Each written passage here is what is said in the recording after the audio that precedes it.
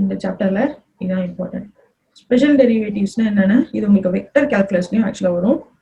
So இந்த portion இந்த chapter வந்து உங்களுக்கு மேக்ஸ்ல ஒரு சாப்டர் வெக்டர் கால்குலஸ். மேக்ஸ் இருக்குல்ல, சிலபஸ் இருக்குல்ல, அதுல ஒரு சாப்டர். அதனால தான் இதுல இவ்வளோ டீட்டெயிலா நான் கொடுத்துருக்கேன் உங்களுக்கு. ஓகேவா? இல்லைன்னா நான் இவ்வளோ டீட்டெயிலா இஎம்டில கொடுத்துருக்க மாட்டேங்க. ஸோ ஸ்பெஷல் டெரிவேட்டிவ்ன்றது டெல் ஆப்ரேட்டர் யூஸ் பண்ணி பண்றது.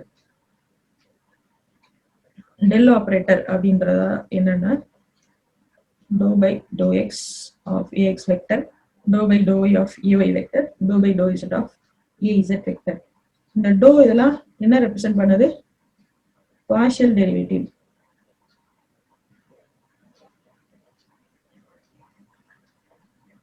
ஓகேவா? நம்ம டெரிவேட்டிவ் பார்த்துருக்கோம். டெரிவேட்டிவ்லாம் தெரியும், ஞாபகம் இருக்குல்ல? d by dx form, d by dy of something, d by dzலாம் போட்டா டெரிவேட்டிவ். நம்ம இங்க டோ பை டோ எக்ஸ், இது எப்படி சொல்லணும்? Doh by doh x. So இது பார்ஷியல் டெரிவேட்டிவ். பார்ஷியல் டெரிவேட்டிவ்க்கும் இந்த டெரிவேட்டிவ்க்கும் என்ன உங்களுக்கு டிஃப்ரென்ஸ் அப்படின்னு சொன்னா, இப்போ இங்க சம் ஃபங்க்ஷன் ஏ வெக்டர் கொடுக்குறாங்க. அதை எக்ஸால டிஃபரன்ஷியேட் பண்ணும்போது ஏல இருக்க எல்லா காம்பனண்ட்டையும் with respect to x differentiate பண்ணணும். ஆனா பார்ஷியல் டெரிவேட்டிவ்ல அப்படி இல்லை, எக்ஸ் காம்பனண்ட்டை மட்டும் டிஃபரன்ஷியேட் பண்ணா போதும். இங்க ஒய் காம்பனண்ட்டை மட்டும் பண்ணா போதும். இங்க z காம்பனன்ட்ல function of x, function of y, function of z அப்படின்னு எடுத்துக்கணும். அப்ப மீதி எல்லாம் நம்மளுக்கு கான்ஸ்டன்ஸா மாறிடும். அதை ஒரு ப்ராப்ளம் பார்க்கலாம், அப்பதான் நமக்கு அது புரியும். ஓகேவா? அப்ப டெல்ன்றது மறுபடியும் 3 ஃபார்முலா இருக்கு பாருங்க. Cartesian coordinate system, cylindrical, spherical. And cylindrical spherical எப்படி கொடுத்துருவோம் பாருங்க. இங்க எக்ஸ் ஒய் z கொடுத்த மாதிரி இங்க r d5 dz. So r dou r, r na dou r, r d theta பதிலா r dou theta. அப்ப இங்க என்ன வரும்? r sin theta dou phi. அப்ப dl இங்க ரிமெம்பர் பண்ணிட்டா இதையும் எழுதிடலாம். ரைட்டா? அப்ப dl ஏன் ரிமெம்பர் பண்ண சொன்னேன்னு தெரியுதா? அந்த dl வச்சுதான் நம்ம எல்லாமே எழுதுறோம். ds இருக்கட்டும், dv இருக்கட்டும், அதுக்கப்புறம் இந்த ஸ்பெஷல் டெரிவேட்டிவ்ஸா இருக்கட்டும், எல்லாமே அந்த dl ஃபார்முலால இருக்க காம்பனன்ட்ஸ் வச்சுதான் நம்ம எழுதுறோம்.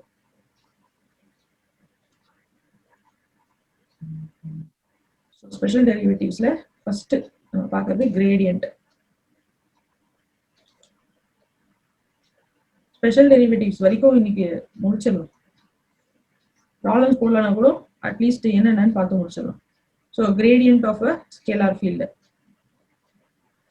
அது ஒரு ஆப்ரேஷன். கிரேடியன்ட்ன்றது ஒரு ஆப்ரேஷன். ஸ்கேலார் மேல மட்டும்தான் எடுக்க முடியும், வெக்டர் மேல எடுக்க முடியாது. ஸோ சம் ஸ்கேலார் வி அப்படின்ற ஸ்கேலார் எடுத்துருக்கோம். ஸோ டெல் வி போட்டிருக்கோமா? ஆனா கார்ட்டீசியன், சிலிண்ட்ரிக்கல், ஸ்பெரிக்கல் மூணுத்துலயே எழுதிக்கோங்க. என்ன பண்ணிருக்கோம்? அப்படியே டெல்லுல டோ பை டோ எக்ஸ் இருந்துச்சு, இப்ப doh v by doh x எழுதியிருக்கேன். அவ்வளவுதான். இந்த டெல் ஃபார்முலால எல்லா இடத்துலயும் வி சேர்த்துட்டேன். இப்ப கிரேடியன்ட் எனக்கு கிடைச்சிடும். இதுக்கு என்ன மீனிங்? கிரேடியன்ட் எடுக்கிறதுனா என்ன மீனிங் சொன்னா, gradient is nothing but taking slope or just rate of change of some scalar. Gradient எடுக்கிறதுனா finding out rate of change of some scalar value. It is performed on a scalar function only, but result will be a vector function. இதெல்லாம் நம்ம properties of gradient. Okay, it is performed on scalar, ஆனா result பார்த்தா நமக்கு கடைசி என்ன வந்திருக்கு? Vector வந்திருக்கு. Because del is a vector, அப்ப வெக்டர் தான் ரிசல்ட் எனக்கு. So the definition என்ன? Rate of change of some scalar quantity. இந்த direction, so resultant vector சொல்லியாச்சு. அப்ப ஏதோ direction இருக்கும்ல, rate of change எந்த இடத்துல மேக்ஸிமமா இருக்கோ அந்த direction தான் நமக்கு இங்க கிடைக்கும். And gradient of vector is not possible. இதெல்லாம் 1 மார்க். நான் ஸ்ட்ரெஸ் பண்ணி சொல்றேன்னு சொன்னா இதெல்லாம் 1 மார்க்னு அர்த்தம். நாளைக்கு சேர்த்து படிக்கும்போது நம்மளுக்கே புரிய ஆரம்பிச்சிடும். சரியா? அடுத்தது divergence operation. So second operation வந்து divergence of a vector field. Divergence ஏதோ புதுசா இருக்குல்ல.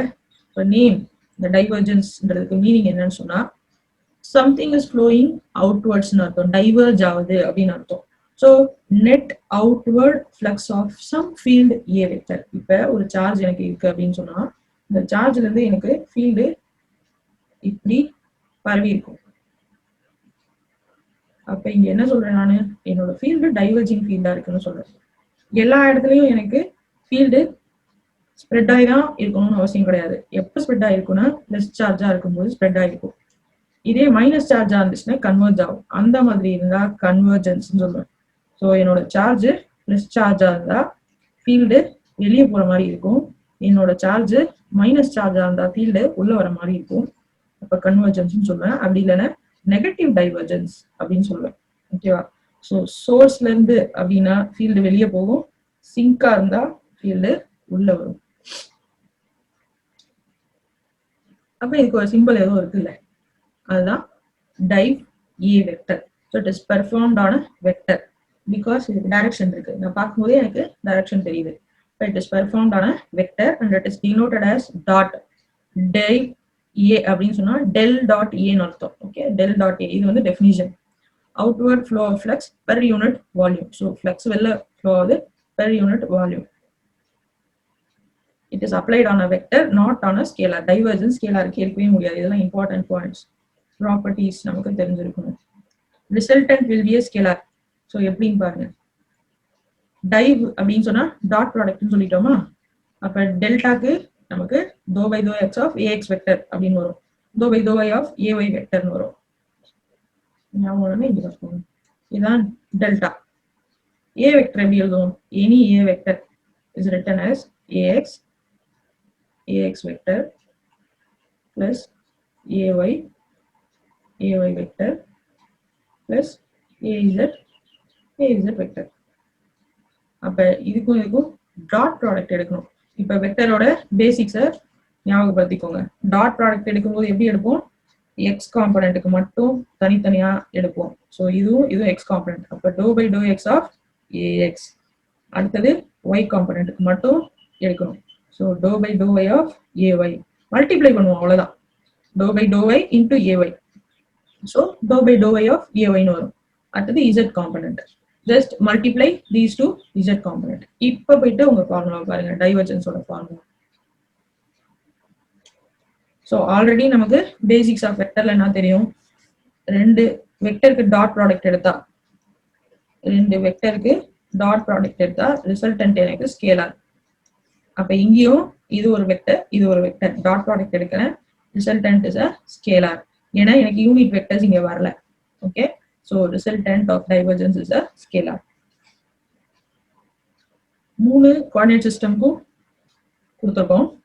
ஃபர்ஸ்ட் கோஆர்டினேட் சிஸ்டம் கார்டீசியன், ஒன்றும் பிரச்சனை இல்லை, அழகா வந்துருச்சு. செகண்ட் கோஆர்டினேட் சிஸ்டம்ல கொஞ்சம் டிஃபரன்ஸ் இருக்கு. ஸோ யூஸ்வலா நமக்கு doh r, r, doh phi, doh z மட்டும் வரணும். ஆனா இங்க எக்ஸ்ட்ராவா ஏதோ 1/r இங்க ஒரு ஆர் போட்டிருக்கோம். இது ஒரு டெரிவேஷன் இருக்கு, பட் அதெல்லாம் நமக்கு தேவையில்ல. இதை மட்டும் ஹைலைட் பண்ணி படிச்சுக்கோங்க. அப்ப இங்க ஃபர்ஸ்ட் காம்பனன்ட்ல ஒரு 1/r ஆர், அதாவது multiply and divide by r. Okay, so இந்த சேஞ்சை ஹைலைட் பண்ணியிருக்கிறதுக்கு காரணம் என்னன்னா அதை நீங்க கேர்ஃபுல்லா படிக்கணுன்றதுக்காக. So cylindrical coordinate system. அப்ப ஸ்பெரிக்கலுக்கும் அதே மாதிரி தான் எதுவும் நடக்க போகுது. ஃபர்ஸ்ட் டேர்ம் செகண்ட் டேர்ம் ரெண்டுமே மாறப்போகுது. ஃபர்ஸ்ட் டேர்ம்ல 1/r ஸ்கொயரால மல்டிப்ளை அண்ட் டிவைட் பண்ணிப்போம். மல்டிப்ளை பண்ணும்போது உள்ள பண்றோம், டிவைட் பண்ணும்போது வெளியே பண்றோம். செகண்ட் டேர்ம்ல எனக்கு என்ன இருந்திருக்கணும்? ஆக்சுவலா இங்க ஆர் டோ தீட்டா இருந்திருக்கணும், ஆனா எக்ஸ்ட்ராவா ஒரு சைன் தீட்டா இருக்கு. So again multiply and divide by sine theta. மல்டிப்ளைய உள்ள பண்றேன், டிவைட வெளியே பண்றேன். Third term as usual. So சிலிண்ட்ரிக்கல்ல ஃபர்ஸ்ட் டேர்ம் கொஞ்சம் சேஞ்சஸ் இருக்கு. ஸ்பெரிக்கல்ல ஃபர்ஸ்ட் டேர்ம் செகண்ட் டேர்ம் கொஞ்சம் சேஞ்சஸ் இருக்கு. அது என்ன சேஞ்சஸ்ன்றத ஞாபகம் வச்சு படிக்கணும். கட் ஆயிடுச்சுன்னா ஜாயின் பண்ணுங்க, ஏன்னா இன்னைக்கு இதை முடிச்சிடலாம். அடுத்த operation curl of a vector field. Again curl is applied for a vector field. எப்படி டைவர்ஜென்ஸ் வந்து ஒரு வெக்டர் ஃபீல்டுக்கு அப்ளை பண்றோமோ அதே மாதிரி கேர்லும் வெக்டர் ஃபீல்ட்ல தான் அப்ளை பண்றோம். ஸோ கேர்ல் அப்படின்னு சொல்லும்போது நமக்கு ஒரு சர்க்கிள் ஞாபகம் வருதா, ஒரு சர்க்குலர் ரொட்டேஷன் ஞாபகம் வருதா? அப்ப கேர்ல்னா என்ன? ஏதோ சுத்திக்கிட்டு இருக்குன்னு அர்த்தம். Like this. இது எனக்கு எங்க நடக்கும்னு, ஒரு கரண்ட் கேரிங் கண்டக்டர் இருக்கு அப்படின்னு சொன்னா மேக்னெட்டிக் ஃபீல்டு இதை சுத்தி கிரியேட் ஆகும். அப்ப எப்படி இருக்கு, இது ஒரு சர்க்கிள் மாதிரி இருக்கு. அந்த சர்க்கிளை வச்சுதான் நான் கேர்ள் கால்குலேட் பண்றேன். ஸோ ஆன்டி கிளாக் வைஸ்ல இருந்தா பாசிட்டிவ், கிளாக் வைஸ்ல இருந்தா நெகட்டிவ் கேர்ள்னு சொல்லுவோம்.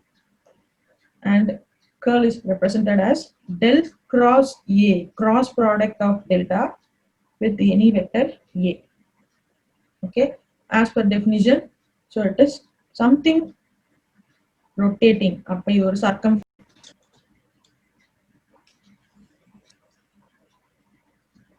ஸோ கேர்ள் பார்த்துக்கணும். del cross A வெக்டர் அப்ப என்ன சொல்றோம், சம்திங் ரொட்டேட்டிங் அப்படின்னு சொல்லுவோம். அப்ப இதுக்கு ஒரு பாத் இருக்கு, ஒரு சர்க்கம்ஃபரன்ஸ் இருக்கு. சர்க்கிள்னா ஒரு சர்க்கம்ஃபரன்ஸ் இருக்கு. அந்த சர்க்கம்ஃபரன்ஸ் தான் இங்க ரெப்ரசென்ட் பண்ணியிருக்கோம். சர்க்கம்ஃபரன்ஸ் 2πrன்னு போடாம நம்ம இன்டகிரேஷன்ல ரெப்ரசென்ட் பண்ணியிருக்கோம். ஸோ ஒரு க்ளோஸ்ட் லென்த், ஏன்னா வெக்டர்ன்றதுனால இந்த மாதிரி இன்டகிரேஷன்ல ரெப்ரசென்ட் பண்ணியிருக்கோம். Divided by surface. ஸோ டைவர்ஜன்ஸ்ல பார்த்தீங்கன்னா சர்ஃபேஸ் டிவைடட் பை வால்யூம் வந்துச்சு.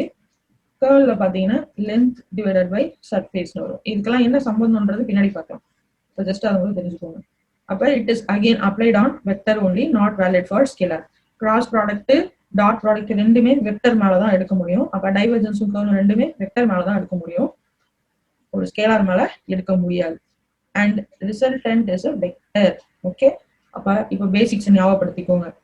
ஸோ ரெண்டு வெக்டருக்கு கிராஸ் ப்ராடக்ட் எடுத்தா நமக்கு ரிசல்ட் வெக்டர் தான் வரும். ஓகே, அப்ப கேர்ள் எப்படி எழுதிப்போம், ரைட், இங்க வந்து நார்மலாவே கிராஸ் ப்ராடக்ட் எடுக்கும்போது எப்படி எடுத்தோம், மேட்ரிக்ஸ் ஃபார்ம்ல எடுத்தோம். அப்ப இங்கேயும் கிராஸ் ப்ராடக்ட் தான் எடுத்திருக்கோம். ஆனா டெல்டான்ற வெக்டருக்கும் ஏன்ற வெக்டருக்கும் எடுத்திருக்கோம். டெல்டாங்க வெக்டர் அப்படின்றதையும் போடலாம், இது மேல ஆரோ போட்டும் போடலாம். நார்மலா டெல்டா போட்டாலும் it means it is a vector. Okay, ஒரு சில புக்ல டெல்டா மேல வெக்டர் போட்டிருப்பாங்க, ஒரு சில புக்ல போட்டிருக்க மாட்டாங்க. யூஸ்வலா நம்ம வேகமா எழுதும்போது டெல்டா மேல வெக்டர் போட மாட்டோம். பட் இதெல்லாம் நமக்கு வெக்டராகவும் எக்ஸிஸ்ட் ஆகும், ஸ்கேலராகவும் எக்ஸிஸ்ட் ஆகும். அதனால வெக்டர் நோட்டேஷனை கம்பல்சரியா போடணும். ஸோ எழுதும்போது நீங்க டெல் கிராஸ் ஏன்னு எழுதுனா அது தப்பு. டெல் கிராஸ் ஏ வெக்டர்னு எழுதணும், அப்படி இல்லைன்னா del vector cross a vector எழுதணும். ஓகே, இது ரெண்டு தான் கரெக்டான ஃபார்ம். எப்பவுமே அது நம்ம கேர்ஃபுல்லா இருக்கணும். அதுவும் ஒரு காம்படிட்டிவ் எக்ஸாம்ஸ் படிக்கிற ஆஸ்பிரன்ஸ் வந்து இந்த மாதிரி விஷயத்துல எல்லாம் ரொம்ப கேர்ஃபுல்லா இருக்கும். ஓகே, ஆப்ஷன்லயே உங்களுக்கு டெல் கிராஸ் ஏ வெக்டர் அந்த மாதிரிலாம் கொடுத்து சூஸ் பண்ண சொல்றாங்க. நமக்கு தெரியணும் curl can be taken only on a vector. ரைட்டா, ரைட். இப்போ கிராஸ் ப்ராடக்ட்னு சொன்னதுனால மேட்ரிக்ஸ் ஃபார்ம் வந்துருச்சு. மேட்ரிக்ஸ் ஃபார்ம்ல ஃபர்ஸ்ட் ரோ யூனிட் வெக்டரா இருக்கும், செகண்ட் ரோ ஃபர்ஸ்ட் வெக்டரோட காம்பனன்ட்ஸ். இங்க ஃபர்ஸ்ட் வெக்டர் நமக்கு டெல், அதனால டெல்லோட காம்பனன்ட்ஸ் போட்டிருக்கோம். தேர்ட் ரோல செகண்ட் வெக்டரோட காம்பனன்ட், இங்க செகண்ட் வெக்டர் நமக்கு ஏ, அதனால ஏவோட காம்பனன்ட்ஸ் போட்டிருக்கோம். ரைட், இது கார்ட்டீசியன் கோஆர்டினேட் சிஸ்டம், ஒன்றும் பிரச்சனை இல்லை. அடுத்து சிலிண்ட்ரிக்கலும் ஸ்பெரிக்கலும் அகைன் டைவர்ஜன்ஸ் மாதிரி எங்கேயும் கொஞ்சம் சேஞ்சஸ் இருக்கு. என்னன்னு பார்த்தா, ஸோ யூனிட் வெக்டர் போடும்போது ஆர் ஆர் 5z, அப்ப இங்க காம்பனன்ட்ஸ் போடும்போதும் வந்துருச்சு. அப்ப இந்த யூனிட் வெக்டர்ல எக்ஸ்ட்ராவா அந்த ஆர் இருக்குல்ல, அதை 1/r போட்டுக்கோ. இது ஒரு டெரிவேஷன் தான், அது நமக்கு தேவையில்லை, இதை மட்டும் ஞாபகம் வச்சுக்கோங்க. ஸோ ஆர் வரும், 1/r வரும். 1/r இந்த மொத்த டிட்டர்மினன்ட்டையும் நம்ம மல்டிப்ளை பண்ணணும். ஸ்பெரிக்கல்லையும் ஏதோ ஒன்று சேஞ்ச் இருக்க போகுது.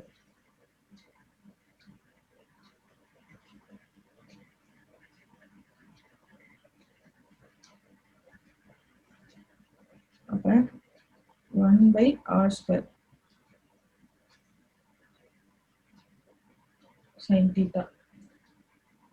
அந்த ஆர் இங்க இருக்கு, ஒரு r sin θ இங்க இருக்கு. இது ரெண்டுத்தையும் மல்டிப்ளை பண்ணா r² sin θ வரும். அதுதான் இது 1/r² sin θ. மற்றபடி காம்பனன்ட்ல வர்றது வரும். ஓகே, ஸோ இங்க as usual A r r d தீட்டான்றதுதான் ஆர் ஏ தீட்டா காம்பனண்டால இருக்கும். ஆர் சைன் தீட்டா d5 அது இங்க எழுதியாச்சு. ஸோ இந்த யூனிட் வெக்டர்ல எக்ஸ்ட்ராவா இங்க போட்டுக்கிறது தான் இங்க நம்ம 1/r² sin θன்னு போடுறோம். ஸ்பெரிக்கல்ல இந்த மாதிரி, சிலிண்ட்ரிக்கல்ல இங்க ஒரு ஆர் எக்ஸ்ட்ரா வந்திருக்கு, அததான் இங்க 1/rன்னு போட்டிருக்கோம். ஓகேவா? ஸோ இம்பார்ட்டன்ட், எப்படி டைவர்ஜன்ஸ் ஃபார்முலால டிஃபரன்ஸ் வந்துச்சோ அதே மாதிரி கர்ல்லையும் நமக்கு லைட்டா டிஃபரன்ஸ் வந்திருக்கு. கடைசியா fourth ஸ்பெஷல் டெரிவேட்டிவ்க்கு பேரு Laplacian. Laplacian is nothing but அப்படின்னு சொல்றோம். ஓகே, ஸோ டெல் ஸ்கொயர் எடுத்தா அது லாப்லாசியன் சொல்றோம். Or divergence of gradient of a vector. Divergence of gradient of a vector தான் டெல் ஸ்கொயர் ரெப்ரசென்ட் பண்றோம். Sorry, divergence of gradient of scalar. Gradient ஒரு scalar மேல தான் எழுதுவோம். ஸோ ஒரு scalar and Laplace can be taken on a scalar or a vector. மீதிக்கலாம் அப்படி இல்லை, gradient வந்து ஸ்கேலார்ல தான் எடுக்கணும், டைவர்ஜென்ஸும் கேர்லும் வெக்டர்ல தான் எடுக்கணும். ஆனா லாப்லாசியன் ஸ்கேலார் ஆர் வெக்டர் ரெண்டு மேலேயுமே எடுக்கலாம். ஓகே, ஸோ லாப்லாஸோட ஈக்குவேஷன்ஸ் டெல் ஸ்கொயர் பி அப்படின்னு சொல்லுவோம். So del square b is given as del square v by del x square, del square v by del y square, del square del ன்னு சொல்லக்கூடாது, தோ இது தோ, இது del square, இது தோ. So dou square v by dou z square. ரெண்டு வாட்டி டிஃபரன்ஷியேட் பண்ணணும், ரெண்டு வாட்டி பார்ஷியல் டெரிவேட்டிவ் எடுக்கணும்னு அர்த்தம். ப்ராப்ளம்ஸ் போடும்போது பார்க்கலாம், இன்னும் பெட்டரா புரியும். Again cylindrical and spherical. So டைவர்ஜென்ஸ்க்கு வந்த மாதிரியே வருது.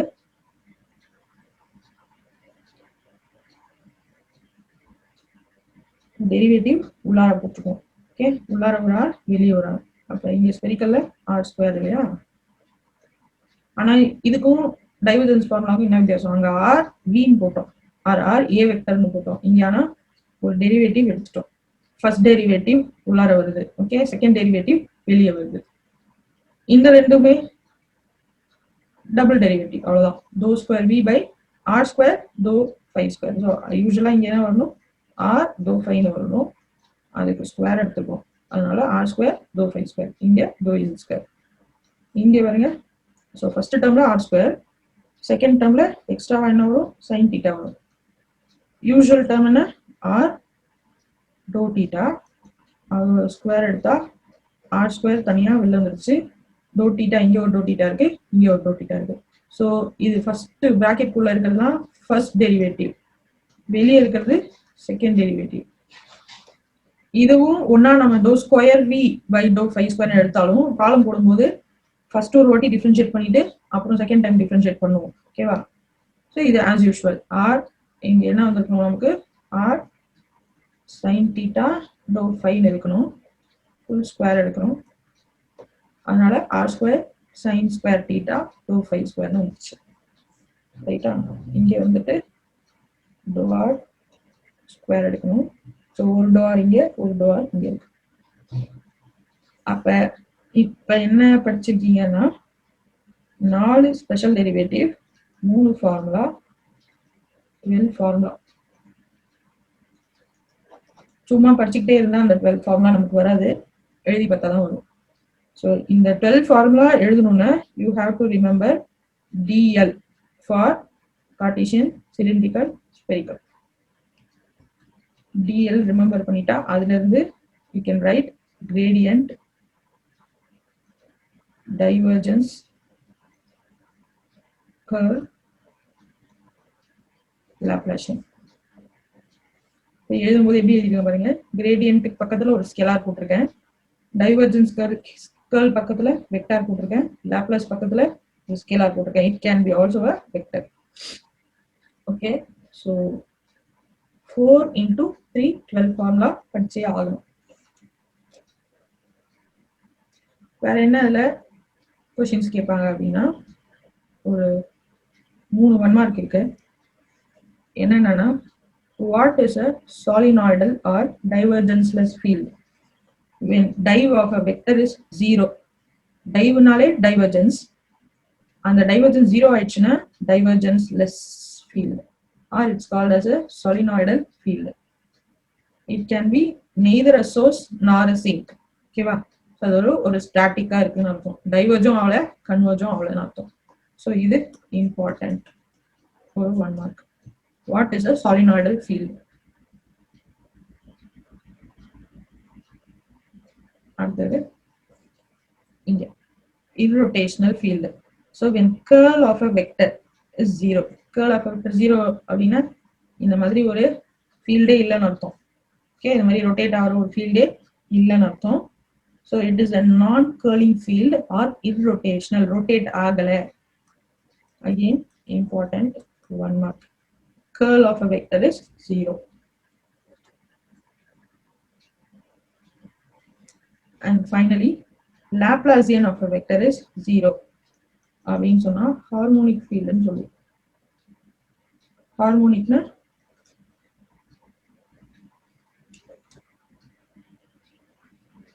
ஹார்மோன்ஸ் இருக்கிற ஃபீல்டு, ஆசிலேஷன்ஸ் இருக்கிற ஃபீல்டுன்னு அர்த்தம்.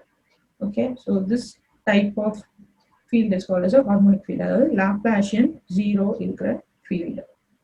அண்ட் இதுல இன்னொரு ஒன்று நான் என்ன சொன்னேன், Laplace can be done on a scalar or a vector. இந்த 3 ஃபார்முலாவும் ஸ்கேலார். இங்க கடைசியா வருங்க vector, Laplace of a vector. இது வந்து ஒரு identity, Laplace of a vector identity. And 2 more identities. இதெல்லாம் 1 mark. Important 1 mark. எதுல important? In the portion max as well as EMT. எதுல வேணாலும் கேட்பாங்க. So div of curl of a vector is 0. Div of curl of a vector is 0. First curl எடுத்துக்கோம், அப்புறம் div எடுத்துக்கோம். Inverse எடுக்க முடியாது, curl of div எடுக்க முடியாது, invalid வரும். ஏன்? ஃபர்ஸ்ட் curl எடுத்தா வெக்டர் வந்துடும் ரிசல்ட், அந்த வெக்டர் மேலதான் div எடுக்க முடியும். ஓகே, இப்படி எடுக்க முடியாது.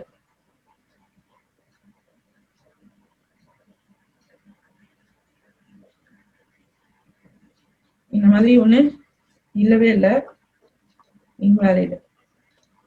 ஏன்னா div எடுக்கும் போதே நமக்கு ஸ்கேலார் வந்துடும் ரிசல்ட், ஸ்கேலார் மேல கிராஸ் ப்ராடக்ட் அப்ளை பண்ண முடியாது. ஸோ இன்வாலிட் இது. அப்ப div of curl of a vector எடுத்தா 0 ஆகும். இது வந்து ப்ரூஃபே இருக்கு, ப்ராப்ளம்ஸே இருக்கு. அடுத்த identity curl of gradient of a field, because gradient எடுக்கும்போது வெக்டர் வந்துடும், இந்த வெக்டருக்கு கிராஸ் ப்ராடக்ட் எடுக்கலாம். ஓகேவா? So curl of gradient of a vector is 0. 2 identities to remember. அது ரிலேட்டடான ப்ராப்ளம்ஸ் கொடுத்துருக்கேன், அதெல்லாம் இப்போ நான் போகிறது இல்லை, ஏன்னா நிறைய ஆயிடுச்சு. இப்பவே நான் இதை ஷேர் பண்றேன், இன்னைக்கு நீங்க ட்ரை பண்ணி பாருங்க. இதுதான் இல்ல ரொம்ப நாளாக உட்காரிங்க படிக்கிறதுக்கு. ஓகேவா? உடனே படிச்சாதான் ரிமெம்பர் பண்ண முடியும். இன்னைக்கு நான் சொல்லி கொடுக்குறேன் அப்படின்னா இன்னைக்கு நீங்க பாத்துட்டீங்கன்னா ஓரளவுக்கு ஞாபகம் வரும், ஞாபகம் இருக்கும். உடனே பார்த்துட்டா ஞாபகம் இருக்கும். ஸோ இதோட இன்னைக்கு நான் ஃபினிஷ் பண்ணிக்கிறேன். ஜஸ்ட் ஒரு ரீகேப் மட்டும். ஸோ ஃபர்ஸ்ட் இன்ட்ரோடக்ஷன் கொடுத்துட்டேன். எலக்ட்ரோமேக்னெட்டிக் தியரினா என்ன, electric field, magnetic field, electromagnetic ஃபீல்டை பத்தி பார்க்கறது. அதில் first vector calculus and coordinate system. This is portion of maths. So வெக்டரோட பேசிக்ஸ் பார்த்தோம். அப்படியே 3 கோஆர்டினேட் சிஸ்டம்ஸ் பார்த்துட்டோம். 3 கோஆர்டினேட் சிஸ்டம்ஸ்லையும் என்ன நீங்க ரிமெம்பர் பண்ணணும் அப்படின்னா அதோட representation.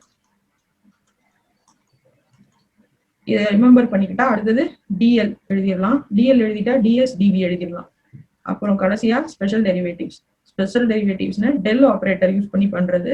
Del of gradient or del of any scalar gradient divergence any வெக்டர்ல பண்றது. கர்வ் வெக்டர் மேல இருக்குது, லாப்லாஸ் வெக்டர் ஆர் ஸ்கேலார் மேல இருக்குது. ஸோ இந்த டெல் ஆப்ரேட்டர் இம்பார்ட்டன்ட். சரியா?